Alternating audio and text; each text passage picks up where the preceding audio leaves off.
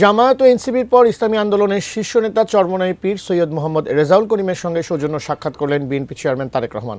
সাক্ষাতের পর চরমনাই পীর জানান, তারেক রহমান সুন্দরভাবে দেশ পরিচালনার অঙ্গীকার করেছেন। আমিনুল ইসলামের রিপোর্ট।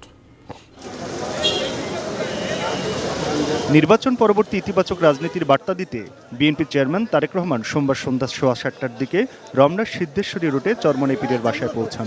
সেখানে তারেক রহমানকে স্বাগত জানান ইসলামী আন্দোলনের আমির রেজাউল করিম ও মহাসচিব ইউনুস আহমদ। নির্বাচন পরবর্তী পরিস্থিতি, রাজনৈতিক সহাবস্থান ও ভবিষ্যৎ রাজনীতি নিয়ে দুই দলের নেতাদের মধ্যে আলোচনা হয়। এ সময় বিএনপির মহাসচিব মির্জা ফখরুল ইসলাম আলমগীর এবং দলের নির্বাচন পরিচালনা কমিটির চেয়ারম্যান নজরুল ইসলাম খান তারেক রহমানের সঙ্গে ছিলেন। প্রায় ঘণ্টাব্যাপী এই বৈঠকে বিএনপি চেয়ারম্যান তারেক রহমান একসঙ্গে দেশ গড়ার অঙ্গীকার করেছেন বলে জানান ইসলামী আন্দোলনের আমির ও চরমনাই পীর মুফতি সৈয়দ মোহাম্মদ রেজাউল করিম। ভালো কাজের ব্যাপারে আমরা আপনাদের সাথে থাকব এবং আপনাদের সাথে সহযোগিতাও থাকব, কিন্তু কোনো সিদ্ধান্ত যদি আপনাদের দেশের বিরুদ্ধে হয়, ইসলামের বিরুদ্ধে হয়, তাহলে সেখানে কিন্তু আমরা নিয়মতান্ত্রিক প্রতিবাদ করব। তখন তারেক রহমান সাহেব বলেছেন যে আপনারা প্রতিবাদ করবেন, কথা ঠিক আছে, কিন্তু একটু আলোচনা করে যদি সেটা আমরা ওখানে সমাধান করতে না পারি তখন তো আপনারা করুন।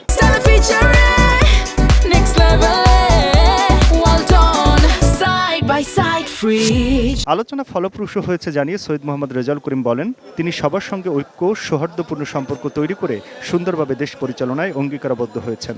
উচ্চকক্ষ নিয়ে আলোচনা হয়েছে বলেও জানান তিনি।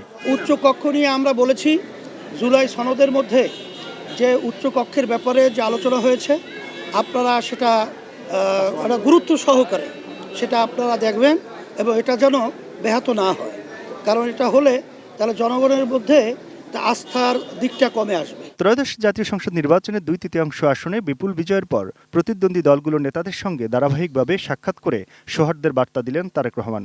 রোববার রাতে জামায়াতের আমির শফিকুর রহমান ও এনসিপির আহ্বায়ক নাহিদ ইসলামের সঙ্গে সৌজন্য সাক্ষাৎ করেন BNP chairman. Aminul Islam, ATN news, Dhaka.